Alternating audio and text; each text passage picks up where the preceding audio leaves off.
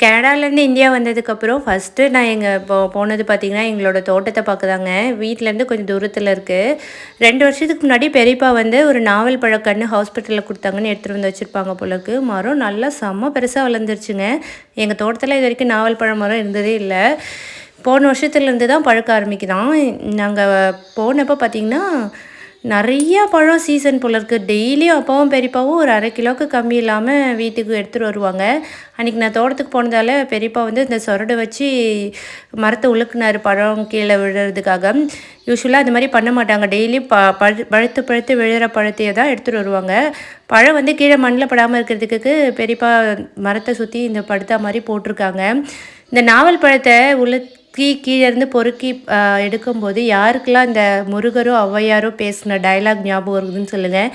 சுட்ட பழம் வேணுமா சுடாத பழம் வேணுமான்னு சொல்லி அந்த டைலாக் யாருக்கெல்லாம் ஞாபகம் வந்துச்சுன்னு கண்டிப்பாக கமெண்ட்டில் சொல்லுங்கள். கனிஞ்சி அதுவாக விழுந்த பொண்ணுங்க செம்ம டேஸ்ட்டாக இருந்துச்சு.